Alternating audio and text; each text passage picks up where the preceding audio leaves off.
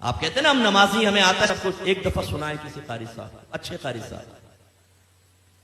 सैकड़ों तो आपकी तलफ्फुज की गलतियां होंगी, तजवीद पढ़ी नहीं होती हमने, नमाज में उल्टा सीधा पढ़ रहे होते। रब्बी जालनी, ओ भाई रब्बी जालनी है, जालनी कहां से आ गया? जीम पे तो फतह है ही नहीं, यहाँ पे जीम साकिन है।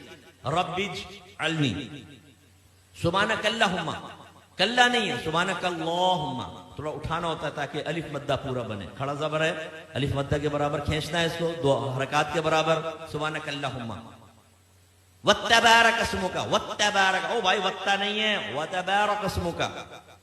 अत्तहियातु, ओ भाई अत्तहियातु नहीं है, अत्तहियातु है। सुब्हान रब्बिल आला, सुब्हान रब्बिल अजीम, ना भाई ये नहीं है, सुब्हान रब्बी यल अजीम, सुब्हान रब्बी यल आला, ये है। आप सुनाइए, मैंने तालीम बालगान का मदरसा बहुत पढ़ाया। जब मेरे सामने आते थे ना, कितने साल से नमाज पढ़ रहे हैं? 25 साल से। अच्छा सुनाओ जरा सूरत सुनाओ।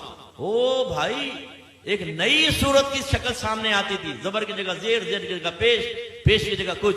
मैं आपसे गुजारिश करता हूं, मैं आपको हकीर नहीं समझ रहा हूं, आपकी तहकीर बयान करना मकसूद नहीं, खुदा की कसम ख्वाब गफलत से जगाना मकसूद है। आज आप चेक भरते हैं ना, चेक, जितने यहाँ चेक भरने वाले मौजूद है उनसे पूछिए, इतने आराम से भरते हैं, कहीं टेढ़ा मेढ़ा ना हो जाए, बाउंस हो जाएगा।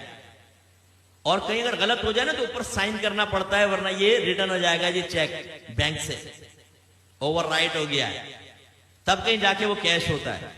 लेकिन जब नमाज पढ़ते तो समझते हैं बहुत बड़ा हमने अल्लाह पर एहसान किया है। बात तो पढ़ते ही नहीं, खैर जो पढ़ते हैं बहुत बड़ा एहसान किया है, अब पढ़ी बस अल्लाह कबूल फरमाएगा। हालांकि नबी करीम सल्लल्लाहु अलैहि वसल्लम फरमाते हैं कि बंदा बाज़ औक़ात 60 बरस तक नमाज पढ़ता है, लेकिन उसकी एक भी नमाज अल्लाह ताला की बारगाह में कबूल नहीं होती, क्योंकि रुकू सही करता है तो सजदा गलत कर देता है, सजदा सही करता है तो रुकू गलत कर देता है। एक रिवायत में फरमाया, बाज नमाजी ऐसे हैं कि मस्जिद के दरवाजे से बाहर नहीं निकलने पाते कि उनकी नमाज पुराने कपड़े की तरह लपेट के उसके मुंह पे मार दी जाती है। एक रिवायत में फरमाया, जब नमाजी बाज़ औक़ात नमाज खत्म करता है तो नमाज उससे ये कहती है, अल्लाह तुझे ऐसे ही बर्बाद कर दे जैसे तूने मुझे बर्बाद किया। उसमें वो खास तौर पे सुपरमैन नौजवान यहां बैठे हुए ना, जब नमाज पढ़ने खड़े होते हैं, रुकू सजदा, एकदम सीधे खड़े हो गए, रुकू सजदा, अभी हमारी अल्हम्द आदि भी नहीं होती, 2 रकअतें खत्म कर लेता। और जब ये सलाम फेरा, कल्टी बाहर, ओ भाई तो ये तू एक्सप्रेस ट्रेन बना हुआ है, बुलेट ट्रेन, ये तेरा फायदा क्या हुआ नमाज पढ़ने का? यानी सर से बोझ उतार रहे हो। आपने देखा जुमे की नमाज के बाद जैसे ही इमाम साहब सलाम फेरते हैं, जूतियों पर रश लग जाता है, इतना रश हो जाता है जैसे बाहर 5-5 हजार के नोट बट रहे हैं, अगर देर हो गई तो निकल जाएंगे। जूतियां ढूंढने में 15 मिनट वहां लगा देंगे, मस्जिद में नहीं बैठेंगे, ना सुनन पढ़ेंगे ना नवाफिल पढ़ेंगे आगे के, और बाहर निकल के फिर दूसरे कहते हैं, हाँ क्या करना, चल ढाबे में चाय पीते।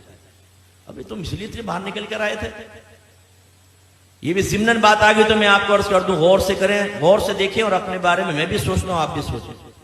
नबी करीम सल्लल्लाहु अलैहि वसल्लम फरमाते हैं कि मस्जिद की और मोमिन की मिसाल ऐसी है जैसे मछली और दरिया, कि अगर मछली को दरिया से बाहर निकालें तो वो उस वक्त तक चैन से नहीं बैठती जब तक दोबारा दरिया में ना आ जाए। और मुनाफिक की और मस्जिद की मिसाल ऐसी है जैसे परिंदा और पिंजरा, कि अगर परिंदे को पिंजरे में बंद कर दें तो फड़फड़ाता रहता है कि दरवाजा खुले और मैं उड़ जाऊं, और जैसे खोलते हैं उड़ जाता। अपने बारे में हम सबको गौर करना चाहिए, हम में मोमिनाना सिफत है या मुनाफिकाना सिफत है। इमाम साहब सलाम फेरते हैं, दुआ भी नहीं मांगते, ये बस इमाम साहब ने सलाम फेरा फौरन उठ के बाहर, जूती लेके बाहर। करना क्या है? दोस्तों के साथ बैठ के गंदी लड़कियों की बातें करनी।